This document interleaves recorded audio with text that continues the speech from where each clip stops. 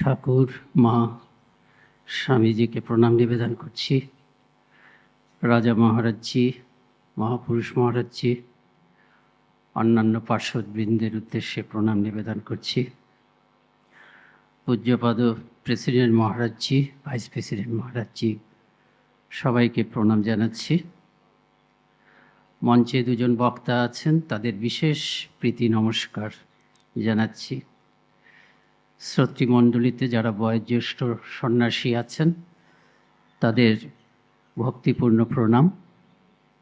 যারা আমার থেকে বয়োকনিষ্ঠ সন্ন্যাসী ব্রহ্মচারী তাদেরকে আন্তরিক প্রীতি নমস্কার। এবং আপনারা যারা আছেন মায়ের অনুরাগীবৃন্দ, ঠাকুরমা স্বামীজির ভক্তবৃন্দ এখানে উপস্থিত আছেন, হয়তোবা সরাসরি দেখা যায়, আজকাল সরাসরি দেখতে পাচ্ছেন, আমরা দেখতে পাচ্ছি না। আপনাদের সবাইকেই আন্তরিক প্রীতি শ্রদ্ধা নমস্কার জানাচ্ছি। দুটি সুন্দর বক্তৃতা শুনলাম। বক্তৃতা মানে আমরা যেগুলো বলি সেগুলো বক্তৃতা নয়, মাতৃ অনুধ্যান বলা যায়। কেন বলতেই হবে। মায়ের কথা পুরনো হবার নয়, আবার ফুরিয়ে যাওয়ারও নয়, বলে শেষ করা যাবে না। স্বামীজি ঠাকুরের সম্বন্ধে কিছু লিখতে গিয়ে ভয় পেয়ে গেছিলেন। মায়ের সম্বন্ধেও এরকম ভয় পেয়েছেন। তিনি একটি জায়গায় একজনকে চিঠিতে লিখছেন, মায়ের কথা বলতে বলতে মাঝে মাঝে মনে হয় যে তার সম্বন্ধে কিছু লিখি, কিন্তু ভয়ে পিছিয়ে যাই। সত্যেশানন্দজি বললেন এবং শাস্ত্রজ্ঞানন্দজি উদাহরণ দিয়ে কথাটা বলেছেন যে fools rush where angels fear to tread, যে যেখানে দেবদূতরা পা টিপে টিপে চলেন সেখানে মূর্খরা একেবারে ঝাঁপিয়ে পড়ে। তা মায়ের ক্ষেত্রে আমাদের সম্বন্ধে বলা যায়, মায়ের কাছে যেসব ভক্তেরা আসতেন তাদের ক্ষেত্রেও এরকম হতো। আমাদের সম্বন্ধে বলা যায় মানে আমরা বলি মায়ের কথা। স্বামীজি ভয় পেলেও আমরা মায়ের কথা বলি।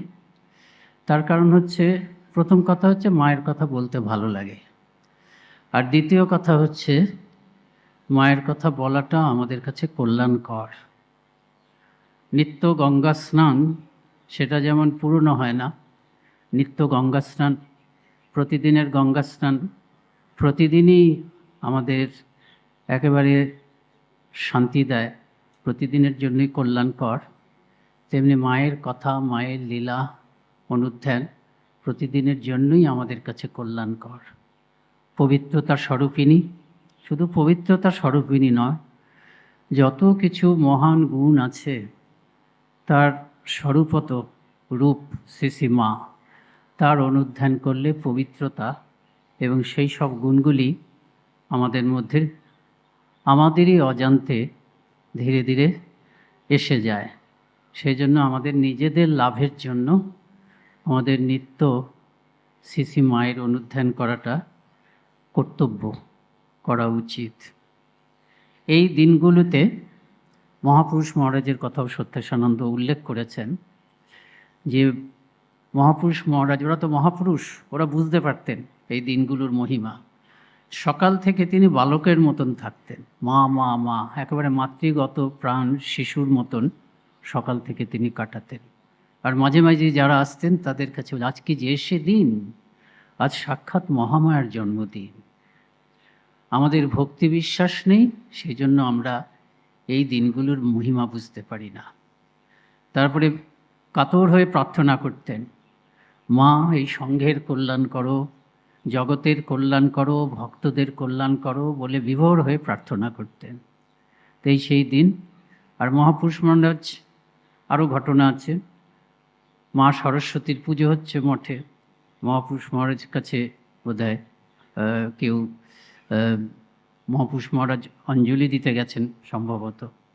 মহাপুরুষ মহারাজ তারপরে উত্তেজিতভাবে বলছেন, আমাদের শ্রী মাই সরস্বতী, আমাদের মঠের নিত্য সরস্বতীর আরাধনা হচ্ছে, বলছেন তিনি।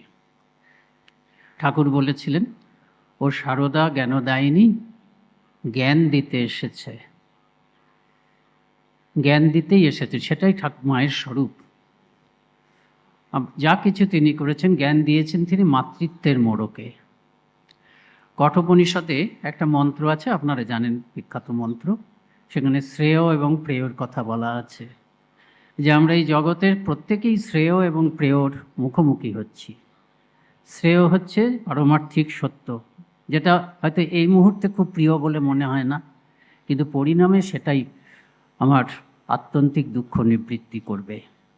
আর প্রেয় এক্ষুনি ভালো লাগছে, আমরা একদম মানে ইনস্ট্যান্টলি ড্রন টু দোজ থিংস, মানে জগতের যে ভোগ সুখ।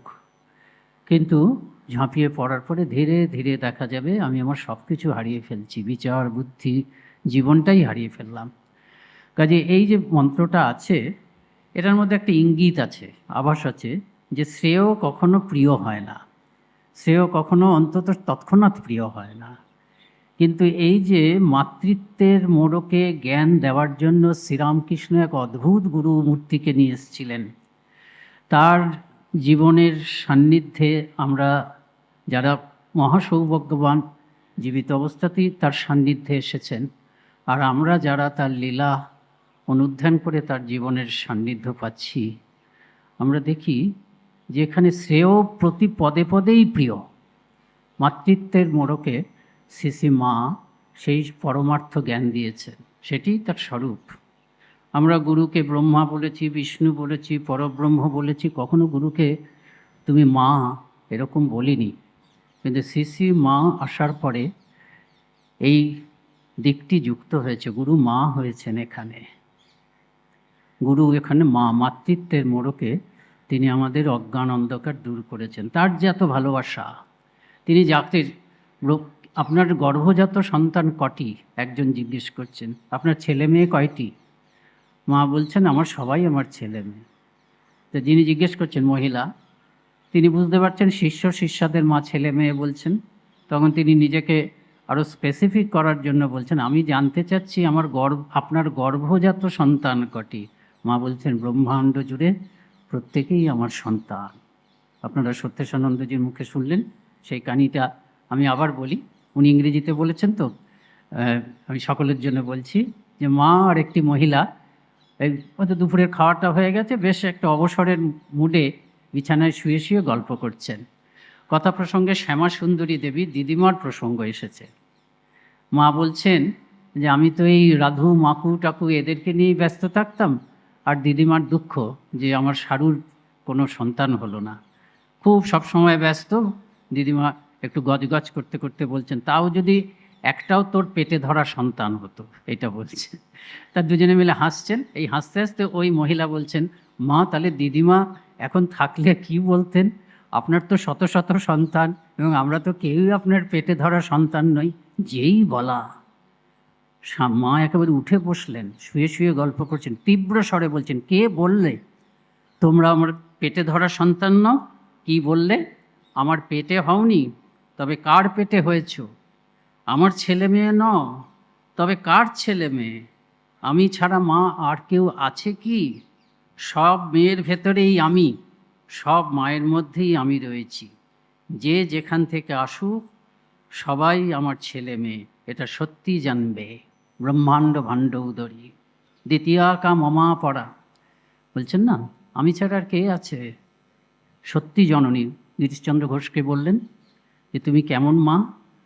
যে আর এটাও একটা অদ্ভুত, গিরিশচন্দ্র ঘোষ প্রশ্নটি করলেন, আর ওই রকম কাব্যিক ভাষায়, কবিত্ব গুণ সম্পন্ন ভাষায় মা তৎক্ষণাৎ উত্তর দিলেন। কথার কথা মা নয়, পাতানো মায় নয়, আর কি আছে, সত্য জননী, আমি সত্য জননী। এখন গর্ভধারিণী জননী জাগতিক অর্থে যেটা হয় সেটা তো তিনি নন, কথার কথা মাও তিনি নন, গুরুপত্নী নই, পাতানো পা নই, কথার কথা মা নই। গর্ভধারিণী জননী যদি না হন, এই তিনটের একটার মধ্যে তো পড়ার কথা, গুরুপত্নী অথবা কথার কথা অথবা পাতানো মান, অথচ সত্যি জননী। গর্ভধারিণী জননী ছাড়া সত্যি জননী একমাত্র তিনিই হতে পারেন জগৎ জননী। মা সেটিই বললেন। গিরিশ ঘোষের কাহিনীটি অদ্ভুত ব্যাপার, আমরা তো জানি যে এগুলো সব প্রচলিত ঘটনা, পুরনো ঘটনা তো কিছু নয়, কিন্তু পুরনো যে সেটিরই অনুধ্যান করা। গম্ভীরানন্দজি মহারাজ এই মাতৃজীবনীতে এক জায়গায় ওই মানবী অধ্যায়টাতে এক জায়গায় তার নিজের ধারণা বলছেন। সেই নিজের ধারণা বলতে তার মায়ের জীবনটা প্রায় শেষ হয়ে এসছে, জীবনীটা শেষ করতে গিয়ে তিনি ব্যাখ্যা করছেন যে মা সম্ভবত মনে করতেন, শ্রীরামকৃষ্ণের কথা বলছেন, একজন অবতার বা একজন আদর্শ মহাপুরুষের জীবনে তিনটে ভাগ দেখা যায়। একটা হচ্ছে তার লীলা, আরেকটা হচ্ছে তার সাধন ভাব, আর আরেকটা হচ্ছে কি তিনি এবার তার যে কর্মগুলো করবেন সেটা। এই তিনটের মধ্যে লীলা চিন্তনই আমাদের ব্যক্তিগত আধ্যাত্মিক জীবনের পক্ষে সবথেকে প্রথমে অনুধ্যেয় হওয়া উচিত। এটা গম্ভীরানন্দজি মহারাজের যাত্রার কথা নয়, মায়ের জীবন অনুসরণ করে মায়ের উপদেশগুলোর উপর ভিত্তি করে ওনার মনে হয়েছে। কাজে এই যে আমরা লীলা অনুধ্যান করছি, সবার আমাদের প্রথম লীলা অনুধ্যানটাও কর্তব্য। এটা সহজও বটে, এটার জন্য কোনো পরিশ্রম লাগলে, বিশেষ করে সেখানে যদি মাতৃলীলা হয়, শ্রী মা সারদা দেবী লীলা, ওই যে বললাম শ্রেয় প্রতি পদে পদেই প্রিয়। তা যাই হোক, তা যেটা বলছিলাম যে গিরিশ ঘোষ মা তো স্বামীজি, এই মা তো ঠাকুরের কাছে এলেন, ঠাকুরের কাছে দুজনেই দুজনকে পরীক্ষা করলেন। যে ঠাকুরকে মা একদিন জিজ্ঞেস করলেন, আমাকে তোমার কি বলে মনে হয়? মা বললেন, মা ঠাকুরকে জিজ্ঞেস করলেন যে আমাকে তোমার কি বলে মনে হয়? ঠাকুর বললেন যে ওই মন্দিরে যে মা আছেন, নহবতে যে মা আছেন, গর্ভধারিণী মা, এবং সেই মায়ের সঙ্গে তোমাকে অভেদ বলে মনে হয়। সাক্ষাৎ আনন্দময়ীর রূপ হিসাবে তোমাকে আমি নিত্য দেখতে পাই। আবার মাও ঠাকুরকে আবার ঠাকুরও মাকে জিজ্ঞেস করেছিলেন যে তুমি কি আমাকে সংসার পথে নিয়ে যেতে এসেছো? মা বললেন, তোমাকে সংসার পথে নিয়ে যাব কেন, তোমাকে ইষ্ট পথেই সাহায্য করতে এসেছি। মায়ের সারা জীবন এ হচ্ছে ঠাকুরের ইষ্টপথে সাহায্য করা। রামকৃষ্ণ গত প্রাণা, সেই শ্রীরামকৃষ্ণের সহধর্মিণী তো তিনি। শ্রীরামকৃষ্ণের যে যুগ ধর্ম স্থাপন লীলা, সেটিকে সর্বতোভাবে সার্থক করার জন্য মায়ের প্রতিটি মুহূর্ত ব্যয়িত, অবতারের জীবনের প্রতিটি মুহূর্ত আমাদের প্রয়োজনে ব্যয়িত। শ্রীরামকৃষ্ণ অবতার, মাও অবতার। শ্রীরামকৃষ্ণ ভগবতীর অবতার, ভগবানের অবতার, শ্রী মা ভগবতীর অবতার। স্বপ্রয়োজন অভাবে অপি ভূতানু জিজ্ঞেস করা, যে নিজের কোনো প্রয়োজন থাকে না, শুধু একটা অদ্ভুত একটা মানে ভেতর থেকে একটা প্রেরণা হয় পৃথিবীর মানুষের কল্যাণ করা। পৃথিবীর মানুষও শুধু নয়, প্রাণীর কল্যাণ করা। প্রতিটি প্রাণী, শুধু মানুষ নয়। মাকে জিজ্ঞেস করা হয়েছিল, আপনি কি ইতর জীবজন্তুরও মা? আমি ইতর জীবজন্তুরও মা। তবে এদের এরকম কেন? বলে এদের জন্মটা এরকম। আমার দয়ার যে কার প্রতি নেই, পোকাটি পর্যন্ত। আমি মাঝে মাঝে দয়ায় আত্মহারা হয়ে যাই, ভুলে যাই যে আমি কে। তা ইষ্টপথের সাহায্য তিনি সারা জীবন করেছেন। এই ইষ্টপথের সাহায্য, এটা আমাদের মনে হয় যে ঠাকুরের দেহত্যাগের পর থেকেই তিনি করেছেন, কিন্তু তার অনেক আগের থেকেই সূক্ষ্ম জগতে তিনি ঠাকুরকে ইষ্টপথে সাহায্য করতে শুরু করেছেন বলে মনে হয়। এই কাহিনী তো আমরা সবাই জানি, এখানেও উচ্চারিত হয়েছে যে ঠাকুর মাঝে মাঝেই যখন তার লীলা সংবরণের সময়টা এগিয়ে আসছে, মাঝে মাঝেই বলছেন, শুধু কি আমার দায়, তোমারও দায়। মা বলছেন যে আমি মেয়ে মানুষ, আমি আর কি করতে পারি? তখন ঠাকুর বলছেন, এ আর কি করেছে, তোমাকে এর থেকেও ঢের বেশি করতে হবে। মা পরবর্তীকালে বলছেন, সত্যিই তো অনেক কাজ বাকি আছে। তারপরে আমরা দেখলাম 86 সালে ঠাকুর চলে গেলেন। তারপরে মা ধীরে ধীরে ধীরে ধীরে কর্মক্ষেত্রে এলেন। কিন্তু 14টি বছর, 86 সাল থেকে 1900 সাল পর্যন্ত, রাধু আসার আগে পর্যন্ত, মায়ের জীবনী যখন পড়তাম, মায়ের এই কথাটা যখন প্রথম প্রথম পড়তাম, আমার অন্তত, আপনাদের কি জানি না, যে তারপরে রাধু এলো, ঠাকুর দেখিয়ে বললেন। যখন ঠাকুর চলে গেলেন তখন থেকে আমার মনে হচ্ছিল যে আমি আর এখানে থাকবো না, এখানে আর মনটা থাকতে চায় না, ঊর্ধ্বলোকে চলে যেতে চায়। ভাবতাম যে আমিও চলে যাই।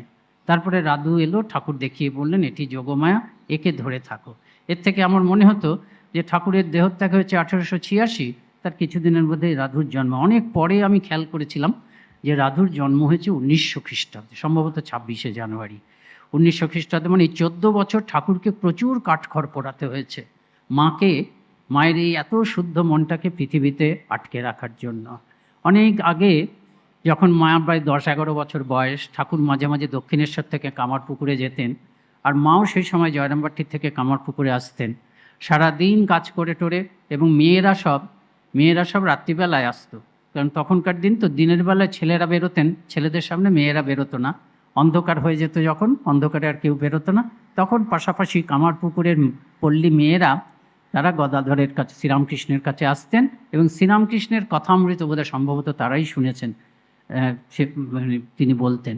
আর মা, আমাদের ছোটো মা, সারাদিনের কাজ করতে করতে ক্লান্ত হয়ে তিনি গিয়ে সেখানে বসতেন, বসে ক্লান্ত হয়ে ঘুমিয়ে পড়তেন।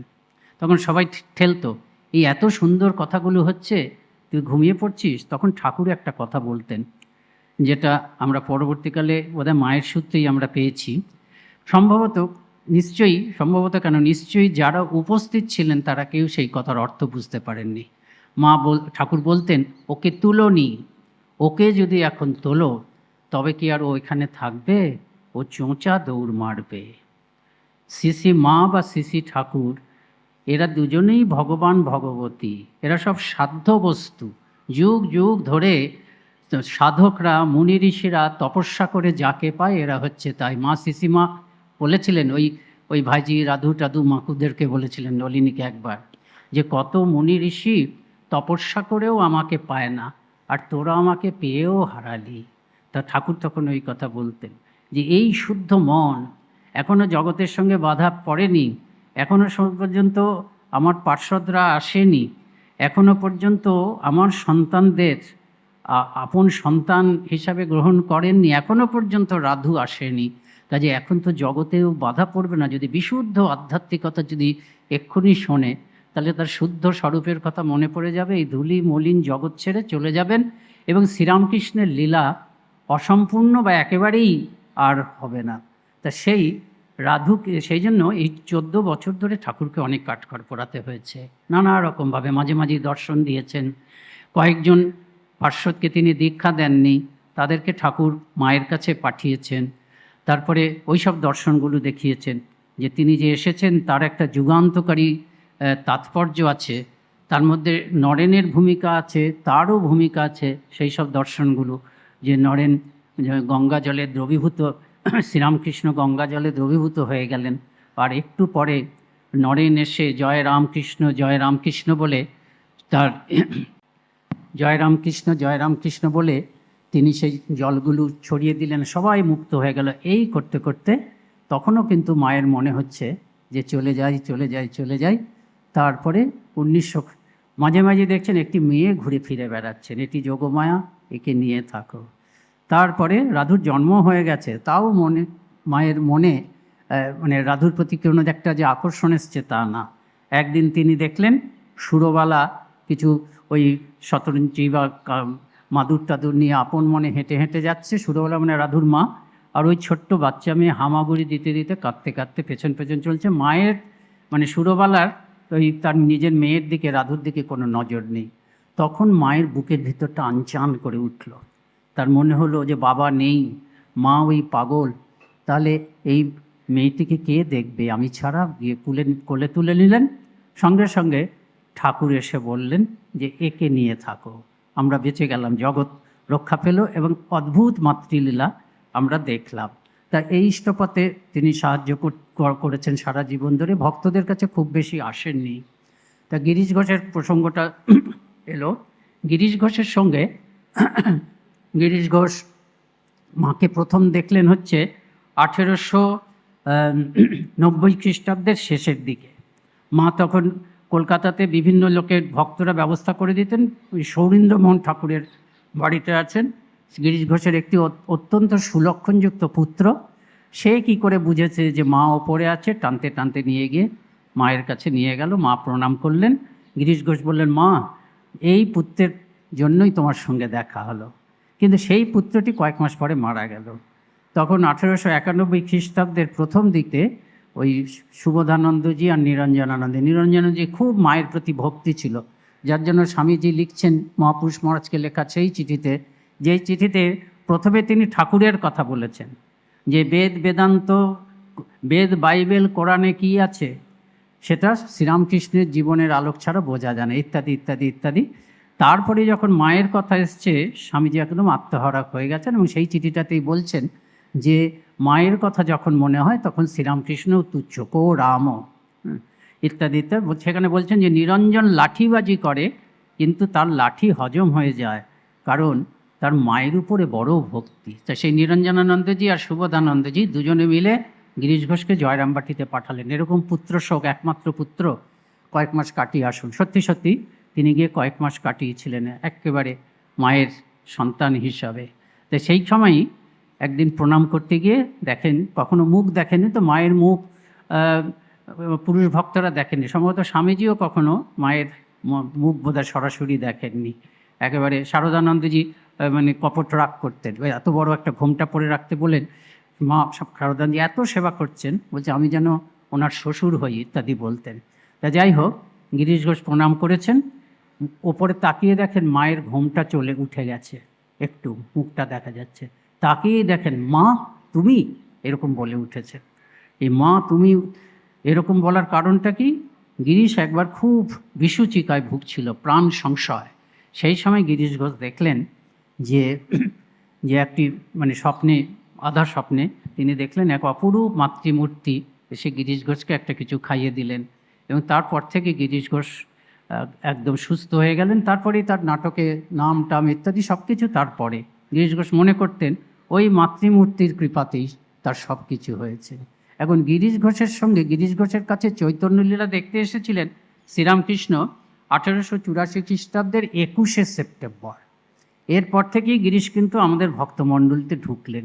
তার মানে হচ্ছে কি, এর থেকে আমরা বুঝতে পারি এই যে ইষ্টপথে সাহায্য ঠাকুরের, স্থূলভাবে আমরা দেখলে মনে হয় ঠাকুরের দেহত্যাগের পরে শ্রীশ্রীমা তার নিজস্ব ক্ষেত্রে মানে শ্রীরামকৃষ্ণের আরব্ধ কাজকে, অসমাপ্ত কাজকে মানে বহন করে নিয়ে যাওয়ার ক্ষেত্রে তিনি নেমেছেন, কিন্তু সূক্ষ্ম জগতে কিন্তু তখন থেকেই তিনি শ্রীশ্রীমা ঠাকুরের কাজে লেগে গেছেন। তা শ্রীশ্রীমায়ের ঠাকুর শ্রীশ্রীমাকে বোঝাতেন এই সংসারের অনিত্যতা, সন্তান হবে মরে যাবে এইসব বলছেন। মা একদিন, কিন্তু মা তো তার সন্তানের আকাঙ্ক্ষা সবসময় থাকে আর ছিল। তা মা একদিন চুপ করে মানে মুখ আলতোভাবে বলেছিলেন সবগুলোই কি মরে যাবে? সঙ্গে সঙ্গে ঠাকুর এমন হইচই করেছেন যে মা একদম লজ্জায় পালিয়েছেন। কিন্তু পরে মাকে ঠাকুর সান্ত্বনা দিয়েছিলেন যে তুমি একটা দুটো ছেলের জন্য ইয়ে করছো, মানে মানে মন খারাপ করছো, আমি তোমাকে এত রত্ন ছেলে, কয়েকটি এমন রত্ন ছেলে দিয়ে যাব যে লোকে মাথা কুটে তপস্বী করেও পায় না। আবার আরেকদিন বলেছিলেন যে এরপরে তোমাকে হাজার হাজার এত লোক তোমাকে মা বলে ডাকবে যে তুমি মা ডাকের জ্বালায় একেবারে অস্থির হয়ে যাবে। ভূতেশানন্দজি মহারাজ তিনি যখন এই কথাটা তার প্রবন্ধে লিখছেন, প্রবন্ধে লিখে খুব সুন্দরভাবে একটা কথা বলেছেন যে ঠাকুরের এই ভবিষ্যৎবাণীটি সত্য হয়নি, কারণ হাজার হাজার মানুষ মাকে মা বলে ডেকেছে ঠিকই, কিন্তু মা কখনো অস্থির হয়ে যাননি। তা এই যে মানদাশঙ্কর দাশগুপ্তের একটা লেখা পড়ছি, সেখানে যে মানদাশঙ্কর বলছেন ঠাকুর তো বলেছিলেন যে তোমায় এমন সব রত্ন ছেলে দিয়ে যাব মাথা কেটে তপস্যা করেও মানুষ পায় না, কিন্তু সবাই এমন কিছু রত্ন ছেলে ছিল না। মা বলতেন যে কেউ কেউ পায়ে হাত দেয় যেন পাটা জুড়িয়ে গেল বলে মনে হয়, আবার কেউ কেউ পায়ে হাত দেয় যে মনে হয় যেন কেউ বলতা ফুটিয়ে দিল। তা সেজন্য মা মাঝে মাঝে অনুযোগ করতেন, কপট অনুযোগ করে বলতেন তিনি নিয়েছেন, অর্থাৎ ঠাকুর নিয়েছেন সব বাচ্চা বাচ্চা ছেলে কটি, আর আমার কাছে ঠেলে দিয়েছেন একেবারে সব পিঁপড়ের সার। মানদাশঙ্কর দাশগুপ্তের যে মায়ের জীবনী আছে, উনিও মায়ের সন্তান ছিলেন, সেখানে এইটির সূত্রে খুব সুন্দর উনি লিখেছেন, কিন্তু এই পিঁপড়ের সারের জন্যই মায়ের দয়ার শেষ বা চিন্তার অবধি ছিল না। এরা কেউ ঈশ্বর কোটিও নয় বা অন্য কোনো দিব্যগুণেও বিভূষিত নয়, অতি সাধারণ মানুষ, সাধারণ দোষগুণ পাপ পুণ্যের অধীন, কিন্তু তারা যখন এসেছে মা দুহাত বাড়িয়ে গ্রহণ করেছেন। যদি একটু ভালো দেখেছেন, তিনি যার পর্ণায় আনন্দিত হয়েছেন। অনেক সময়ই নেওয়া বা অনেক সময় পরিচয় নেওয়া বা একটি কথা পর্যন্ত জিজ্ঞেস করা আবশ্যক মনে করেননি। এমনকি যখন অতি অযোগ্য লোক সকল তার কাছে এসেছে, তিনি অধিকাংশ ক্ষেত্রেই শুধু দয়ার বশবর্তী হয়ে তাদেরও দীক্ষা দিয়েছেন। খুব কম ক্ষেত্রেই কাউকে ফিরিয়ে দিতে চেয়েছেন, কিন্তু তারও বেশিরভাগ ক্ষেত্রে একটু কাঁদাকাটিতেই তিনি নিজেই হার মেনে দীক্ষা দিয়েছেন। এরকম হয়েছে। একটা ঘটনা জানেন, সেই তিনজন এসছে দীক্ষা নিতে, সম্ভবত তারা শারদানন্দজির কাছে নিয়ে দীক্ষা নিতে গেছিলেন। ওরা তো অন্তর্দৃষ্টি সম্পন্ন, বুঝলেন যে এদের আধার খুব খারাপ। তারা রাজা মহারাজজির কাছে পাঠালেন, রাজা মহারাজজি ভয় পেয়ে গেলেন। তখন রাজা মহারাজজি ধরলো, তখন তার একটা চিঠি দিয়ে দিলেন, জয়রামবাটি যাবে বলে মায়ের কাছে রাজা মহারাজজি চিঠি দিয়ে দিলেন। সেই চিঠি নিয়ে তারা মায়ের কাছে এসেছেন। মা চিঠি দেখেই বললেন যে ছেলে, মাও তো বুঝতে পারছে, ওরা সব ভেতর তো দেখতে পান, যে ছেলে বিদেশ থেকে কত ভালো ভালো জিনিস পাঠায়, আর রাখাল কিনা আমাকে এই পাঠালেন। মা প্রথমে দীক্ষা দেবেন না, ঠিক করেছে, কিন্তু তারাও ধরে আছে। তখন মা তারপরে দীক্ষা দিলেন। দীক্ষা দিয়ে তারা এই আনন্দ সংবাদ জানানোর জন্য আবার এসছে মঠে। যখন মঠে এসেছেন, 7 জন পার্ষদ বসে আছেন, রাজা মহারাজ, বাবুরাম মহারাজ এবং অন্যান্য সম্ভবত মহাপুরুষ মহারাজ, শরৎ মহারাজ বসে আছেন। যখন তারা গিয়ে এই খবর দিলেন, বাবুরাম দা শুনলে, রাজা মহারাজ, মহাপুরুষ মহারাজ আছে, সবাই চুপ, স্তম্ভিত। তখন বাবুরাম মহারাজ বললেন যে এই বীজ যদি আমরা গ্রহণ করতাম তবে আমরা ভস্ম হয়ে যেতাম। এই কারণে বাবুরাম মহারাজজি পরে বলছেন যে তোমরা সবাই যে সীতা, সাবিত্রী, বিষ্ণুপ্রিয়া এদের কথা বলো, কিন্তু মা যে এদের থেকে কত উঁচুতে উঠে বসে আছেন। ঠাকুরের সমাধি, ভাবসমাধি হতো বাইরের থেকে, মানে সবসময় বোঝা যেত যে তার সমাধি হচ্ছে। মায়ের মুহুর মুহুর সমাধি হচ্ছে, কাউকে বুঝতে দেন না। আর কি মহাশক্তি মা, যে বিষ নিজেরা হজম করতে পারছি না, সেই বিষ মায়ের কাছে চালান করে দিচ্ছি, মা সব কিছু গ্রহণ করছেন।